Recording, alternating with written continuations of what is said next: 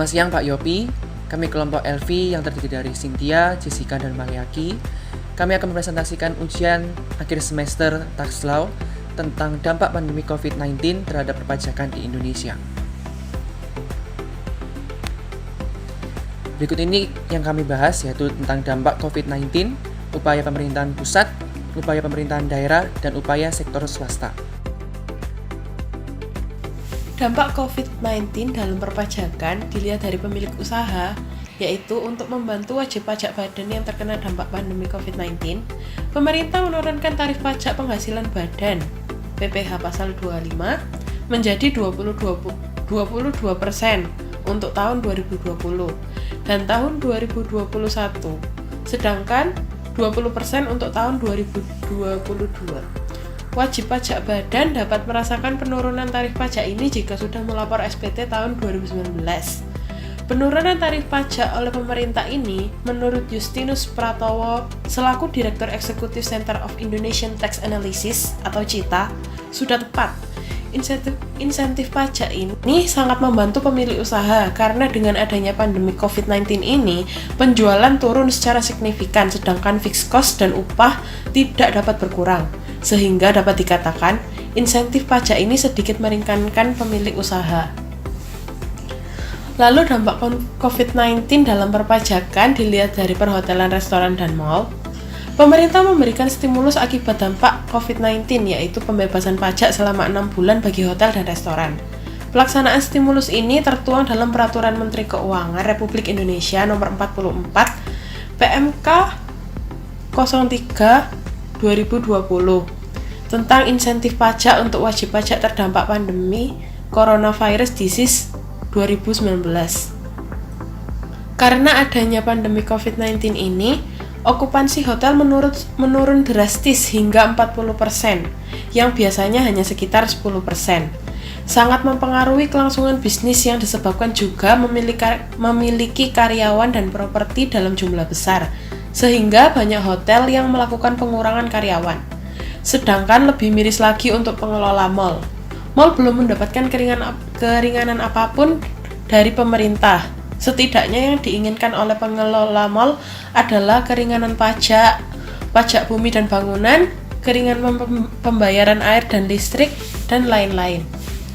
Dampak COVID-19 dalam perpajakan dilihat dari startup, yaitu dampak COVID-19 melanda banyak sektor-sektor, termasuk sektor ekonomi, yaitu bisnis startup. Pandemi ini menahan laju perkembangan dari bisnis startup yang dimana sektor ini telah membantu menyediakan lapangan kerja baru bagi fresh graduate di era milenial ini. Contohnya, bidang transportasi dan e-commerce. Menurut Lara Renjana, secara global, PHK mencakup 3.800 lebih pekerja di 40 perusahaan pada bidang transportasi, hospitality, food delivery, dan artificial intelligence. Contohnya, startup Bird merupakan skuter listrik melakukan PHK terhadap 30% dari total karyawannya. Trip Action telah memecat 297 dari 1.100 karyawannya, dan platform pemesanan transportasi di Israel memutuskan untuk memotong gaji hingga memberhentikan staf. Dampak COVID-19 dalam perpajakan dilihat dari investor, yaitu pemerintah telah melontarkan sederet stimulus dan relaksasi aturan bagi pelaku industri seiring dampak penyebaran COVID-19, termasuk yang diberikan Otoritas Jasa Keuangan atau OJK bagi manajer investasi atau pengelola investasi reksadana. Berdasarkan data OJK, dana kelolaan reksadana telah terpangkas sebesar 65 triliun atau sekitar 11,74% dari 542 triliun rupiah pada Desember 2019 menjadi 480 triliun rupiah per 9 April 2020. Penurunan kinerja paling dalam terjadi pada jenis reksadana saham, sementara aksi redemption atau penarikan dana oleh investor terjadi pada reksadana pasar uang. Sebagai seorang investor, juga menginginkan diberikan stimulus seperti insentif pemotongan pajak pada reksadana, pendapatan tetap yang memiliki portofolio obligasi. Lalu selanjutnya yaitu upaya-upaya pemerintah dalam aturan perpajakan dalam menghadapi pandemi COVID-19.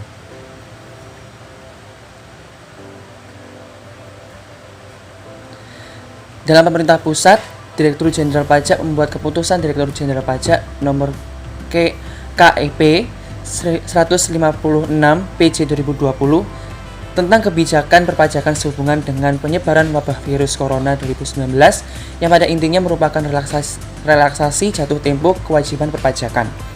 Lalu pemerintah pusat mengeluarkan peraturan Menteri Keuangan nomor 23 PMK 03 2020 tentang insentif pajak untuk wajib pajak terdampak wabah virus corona. Dengan insentif ini diharapkan dapat mengurangi beban usaha dan dapat membantu meningkatkan cash flow dalam perusahaan. Lalu untuk meningkatkan pendapatan negara khususnya dari perpajakan, pemerintah menambah objek pajak baru yaitu perdagangan melalui sistem elektronik atau PMSE. Karena beberapa tahun terakhir ini transaksi online meningkat pesat, diharapkan dapat menjadi sumber penting penghasilan negara yang dilihat dari nilai transaksinya yang cukup besar.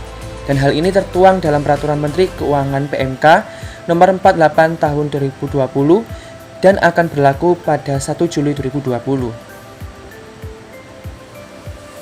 Lalu untuk memberikan kemudahan dalam pelaksanaannya, hak dan atau pemenuhan kewajiban perpajakan akibat adanya pandemi coronavirus disease 2019 atau COVID-19 diberikan perpanjangan waktu pelaksanaan hak dan pemenuhan kewajiban perpajakan.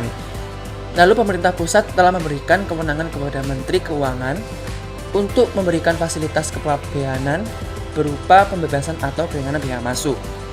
Lalu mengeluarkan peraturan pemerintah pengganti Undang-Undang Nomor 1 Tahun 2020 tentang kebijakan keuangan negara dan stabilitas sistem keuangan untuk penanganan pandemi coronavirus disease 2019 dan atau dalam rangka menghadapi ancaman yang membahayakan perekonomian nasional dan atau stabilitas sistem keuangan yang tertuang dalam Perpu Nomor 1 Tahun 2020.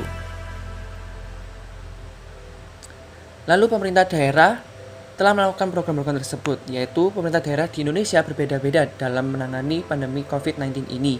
Contohnya seperti pemerintah Kota Semarang dan pemerintah Kabupaten Mojokerto yang memberikan diskon 5% hingga 15% untuk pajak bumi dan bangunan. Lalu pemerintah daerah ini tidak lagi memungut pajak hotel dan restoran karena pembebasan pajak selama 6 bulan untuk hotel dan restoran yang diberikan oleh pemerintah pusat. Sebagai kompensasi, pemerintahan pusat akan menyalurkan dana kepada pemerintah daerah. Selanjutnya, upaya-upaya dari sektor swasta untuk dapat meningkatkan kinerja keuangan dan pajak dalam kondisi pandemi COVID-19.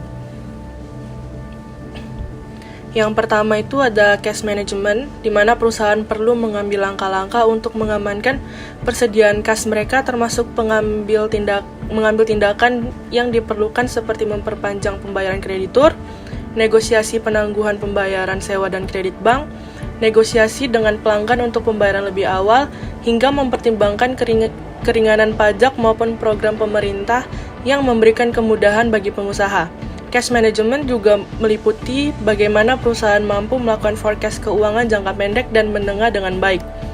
Selanjutnya ada contingency planning, di mana panduan tanggap darurat perlu langsung disusun untuk mengetahui apa saja sektor krusial dalam perusahaan dan memastikan strategi yang akan diambil aman untuk kelangsungan bisnis ke depannya. Ketahui di mana titik-titik kritis dalam rantai pasokan, menyiapkan cadangan darurat saat persediaan menipis, dan mengidentifikasi pasokan alternatif termasuk dalam perencanaan darurat ini. Pastikan juga karyawan-karyawan yang berada di posisi krusial untuk mendukung bisnis perusahaan tetap dapat bekerja dengan fleksibilitas tinggi melalui kebijakan work from home dan remote meeting. Selanjutnya ada pengolahan pemegang saham. Disarankan perusahaan untuk proaktif dan mengambil inisiatif untuk secara aktif berhubungan dengan otoritas pajak, pemberi pinjaman hingga supplier utama untuk tetap mendapat dukungan keuangan yang mungkin saja tersedia. Selanjutnya ada memperhatikan karyawan, di mana memahami profil karyawan menjadi sangat penting dalam situasi ini untuk menentukan berbagai opsi untuk solusi tenaga kerja dalam perusahaan. Dalam beberapa situasi, pengusaha akan menghadapi posisi sulit antara mempertahankan karyawan atau harus melakukan pengurangan demi kelangsungan bisnis. Yang terakhir ada bentuk tim manajemen krisis. Bentuk tim khusus dan pastikan perwakilan dari tiap divisi saling berkomunikasi untuk membahas dan menentukan prioritas masalah yang dihadapi perusahaan dan mengantisipasi masalah yang dapat muncul ke depannya. Sekian dari presentasi kami, terima kasih.